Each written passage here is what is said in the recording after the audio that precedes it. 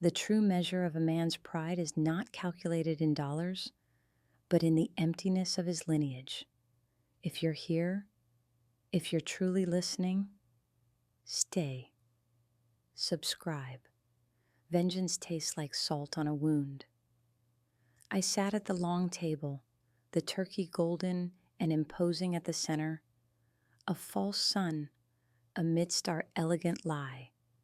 The chandelier above cast warm glints onto the heavy silver cutlery, the set my mother had left me. 20 pairs of eyes watched us, the elite of Beacon Hill, gathered for our traditional Thanksgiving feast. The scent of sage and cinnamon was heavy, overwhelming, like an expensive perfume that was too much to bear. I was Sarah Miller, always smiling, always impeccable in my emerald velvet dress, my hands resting delicately on the swell of my 7-month belly. The small secret I carried was both my armor and my weapon. William, my husband, stood up, tall, built like a marble pillar, with that aura of polished success that had seduced my young heart 10 years prior. He tapped his red wine glass with his fork, the sharp chime cutting through the room's cheerful murmur. His smile was broad, a little too confident, the kind he wore when he'd just closed a 9-figure deal. He looked at me last, his gaze lingering on my stomach, with a possessiveness that made me want to vomit the cranberry sauce. "Family, friends, thank you," he began, his voice deep and measured, the tone of a man accustomed to being heard. "This year, this harvest season, it is different." He paused dramatically, his gaze sweeping the assembly to ensure maximum attention. I could feel my wedding ring, that cold, soulless, platinum circle weighing on my finger. I had looked at it the night before, thinking about how many lies it had sealed. Sarah and I, like many couples, have weathered storms, very big storms, and we have come to a difficult but carefully considered decision. He sighed, playing the role of the broken but resilient man. "We are separating." A shocked murmur swept through the table. William's Aunt Elizabeth, a dry, parchment-like older woman, brought her hand to her mouth. William's plan was clear: announce the breakup before the baby arrived, ensure the whole world saw us as a civilized couple parting on good terms, and most importantly, ensure the only question asked was, why now? And never, what did he do? He continued, pouring himself a glass of water to simulate emotion. "It was a mutual decision, of course. Our love has evolved, but I want to thank Sarah publicly for her unwavering support through all of this. And of course," he turned to me, smiling with feigned pity, "we are both looking forward to welcoming our child, who will remain the center of our lives." I felt the air become so dense, it was difficult to breathe, but I maintained my own smile. This was not a mutual split. This was an execution. He had planned his exit, ensuring his reputation remained intact, and my role was that of the sad but dignified ex-wife. He had just finished his monologue. The room waited for me to shed a tear, or at least nod, to validate his tidy narrative. I rose, slowly, with the forced dignity that a heavy body confers. The cutlery on the table rattled slightly. The attention shifted to me. I felt the fabric of my dress itch, the velvet, too warm. I took a stiff, matte white envelope from the small clutch beside my plate. It contrasted strangely with the ivory tablecloths. I walked toward him, the distance between us, just a few feet, feeling like a crossing over an invisible minefield. I placed it on the tablecloth, right next to his turkey plate. "Happy Thanksgiving, William," I said, my voice a whisper, but with a cold, clear resonance, amplified by the absolute silence of the room. I could see confusion flash in his eyes, incomprehension. This was not in the script. I took a small sip of water. My throat was dry as paper. There's something I haven't told you during these 9 months. Something I've kept inside, a small secret. I didn't look at him. I looked at my sister-in-law, Ashley, who looked like she wanted to disappear under the table. I looked at Elizabeth, whose face was turning to stone. The child, William, he is the center of our lives, yes, but I have an important clarification to add to your statement. I pointed to the envelope, the gesture so subtle it was almost cruel. The baby is not yours. The shock was not a sound. It was a silence, so deep, so heavy, that you could hear the creaking of the house's old rafters. William remained frozen, the muscles in his jaw clenching.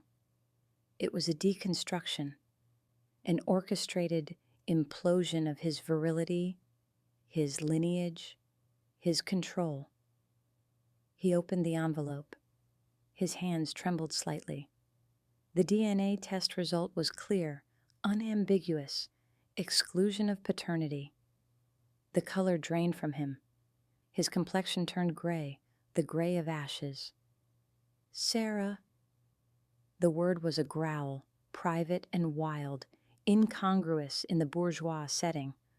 What does this mean? It means, William, I replied, taking my seat again, sounding as calm as if I were commenting on the weather, that the table is set, but you are not eating. Chaos erupted, exclamations, questions, sharp intakes of breath. I heard nothing. I was in a bubble of silence, my own silence. I saw again the moment, 6 months earlier, that had ended my life before. It was a night of torrential rain in Boston, one of those November downpours that freezes you to the bone and turns the cobbled streets into wet mirrors. William was in Seattle for a crucial business trip. I was waiting for him in our overly large loft. I had always loved order, symmetry. That evening, while tidying his desk drawer, I was looking for an old tax statement. What I found was not a financial document, but a small sandalwood box. It was tucked right at the back, beneath a stack of receipts. I looked for the key. I knew there was an old silver key on his key ring, one I had never seen him use. It was there, attached to his key fob, the only key that wasn't labeled. I took it. The metal was cold and smooth against my palm. I inserted the key into the box's lock. There was a faint click, almost silent, but in the stillness of the apartment, it echoed like a gunshot. Inside, there were no love letters, no jewelry, no compromising photos of another woman. No. William was more subtle, more vile. There was a small leather notebook, an old company logbook, and a yellowed newspaper clipping. The clipping was dated 6 years ago, the bankruptcy of Miller & Company, my father's firm. The article was a professional obituary, brief, blaming unforeseeable market conditions. My father, David Anderson, had died of a heart attack 3 months later. The notebook told a different story. It wasn't a bankruptcy. It was a hostile acquisition, a premeditated takeover. William Miller, then a young financial shark, had used information my father had entrusted to him to sabotage the company's valuation, buying it for next to nothing. He had not only profited from my father, but he had married his daughter 2 years later, ensuring that the last crumbs of David Anderson's legacy now belonged to him through marriage. I felt nausea rising, but it wasn't the nausea of early pregnancy. It was disgust, The love I had given him for so many years, it was money, insurance. I was the last piece of inventory. I closed the box, putting everything back in place. The key, the box, the notebook. I wiped away my fingerprints. The old Sarah died that night, drowned in the rain and the smell of old leather. In her place, something colder, more precise was born. The following months were a masterful performance. I announced the pregnancy with overflowing enthusiasm. William was delighted. The heir. Proof that even after destroying my father's fortune, he had managed to appropriate his daughter's future. It was the ultimate triumph of his arrogance. While William planned the boy's name, he wanted to call him William Jr., naturally. I planned my revenge. A revenge that could not be satisfied with mere legal documents. No, it had to strike where the arrogance was thickest. The idea that he was the progenitor of everything that mattered in his life. I didn't need a lover, I needed an instrument. That's where Michael Johnson came in. Michael was an old story, a ghost from college. We had had an intense, brief relationship before I met William. William hated Michael. He hated him because Michael was everything William couldn't buy. An artist, a free spirit, a man without ambition other than his art. Michael had always refused William's offers to buy his studio. I contacted him under a false pretense, advice on a piece of art for the apartment. We met at a cafe in Brooklyn, far from Boston. He hadn't changed. He still carried the scent of turpentine and wood. "Are you happy, Sarah?" he had asked, his blue eyes sparkling with sincere curiosity. "No," I replied, the truth coming out so quickly it surprised even me. I didn't tell him William's story. I kept the confession to myself. Instead, I made a surgical proposition devoid of all emotion. I need a donation, not money, a contribution. I am pregnant, but this child cannot carry William's blood. I want him to carry yours. Michael looked at me for a long time, his artist's face showing no judgment, just deep sadness. "And what do you expect from me, Sarah?" "Nothing, just a promise never to speak of it. Secrecy is my only ally." That evening, in his small studio cluttered with the smells of ink and oil paint, I created Michael's heir. It was a clinical act, almost ritualistic, without passion, but full of icy determination. When I left nothing behind. No kiss, no promise. Only the beginning of a new life and the end of the old. The rest of the pregnancy was joyful torture. I played my role to perfection. I smiled at William as he told me his plans for our son.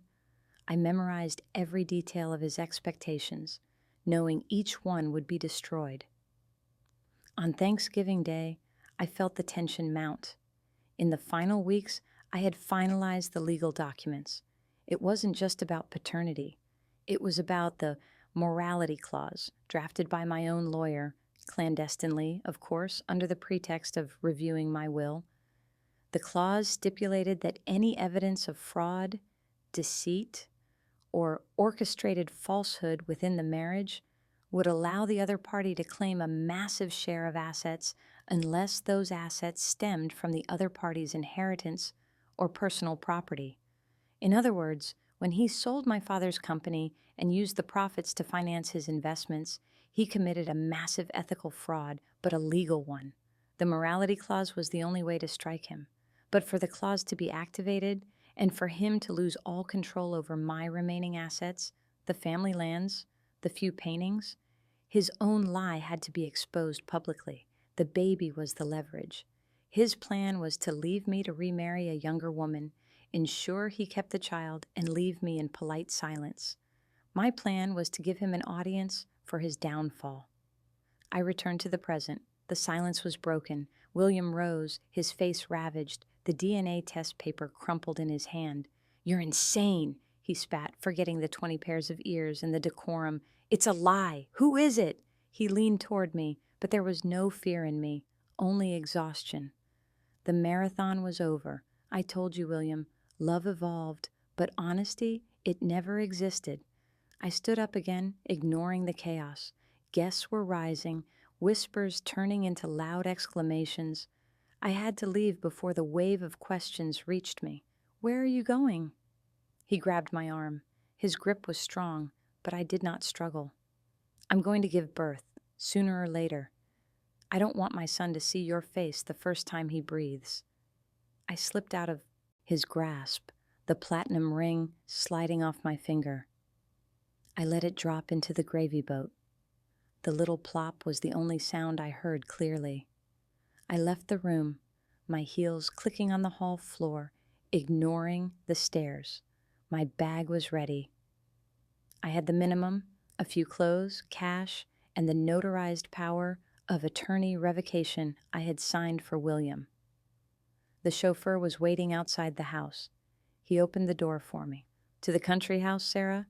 he asked, his voice full of respectful familiarity. "No, James," I replied, settling onto the cold leather seat. "To the airport." I didn't know where I was going, but I knew where I was coming from.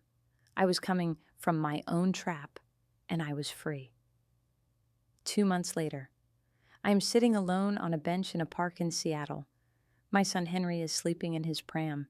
He has Michael's blue eyes, mine. The papers went through court. The Thanksgiving scandal circulated through social circles. William Miller's public humiliation was complete. He contested the DNA test, of course. He even demanded a second one, which I provided, confirming the exclusion.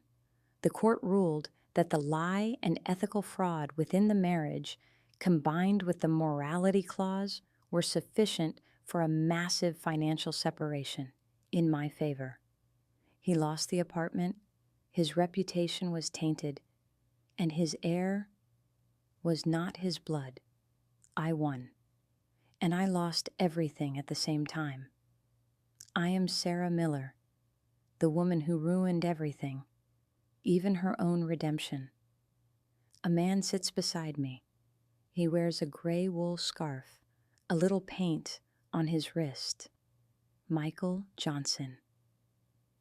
"He's beautiful," he said simply, his voice low. "Yes." There was a long silence. It was cold. I felt the leather of the bench under my hands. "You know," he said, staring at the fallen leaves, "I always thought you married him for ambition."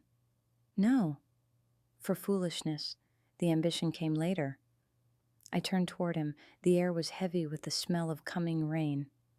"I never told you the real reason I chose you, Michael." He waited, calm. "When William destroyed my father's company, he became obsessed with erasing the trace of the Anderson family. He even tried to buy my father's small art studio after his death. He wanted everything to become Miller. But there was one person he could never convince. One person he always considered the single personal failure of his existence." I stroked Henry's cheek, my sleeping little soldier. "That was you, Michael." When he learned that the son of one of his biggest humiliations was living in his own home, he realized he hadn't even been able to control my past. "He doesn't know." "Of course he does," I said. "I called him just before leaving Boston. I didn't give him your name. I simply gave him the name I planned to give our son." Michael looked at me. "Henry," he said, "my own father's name." "Exactly," I said. "But William," he thought of something else. I leaned in. "The name I put on the birth certificate, our son's name is Henry David Johnson." Michael stiffened. He knew the story. David was my father. William spent the last few years erasing David Anderson from existence. I ensured his heir carried the name of the man he destroyed. as a middle name. I stood up, pushing the pram. My eyes were dry, but my soul was broken. The revenge was complete, not only in the blood, but in the name. The funny part, Michael? William got furious on the phone, accusing me of naming the baby after my father. He screamed. He threatened. I smiled a bitter smile. He never dared to ask why I chose Johnson as the surname. He was too preoccupied with the memory of David to notice there was a new last name on the certificate. I left him there, Michael Johnson, my son's father, alone with the true story of my father. I had used my son to wash my father's name. Vengeance is never beautiful. It is cold. It hurts you as much as your victim. If this story still echoes in you, stay. Subscribe. There's always another secret veiled in the dark.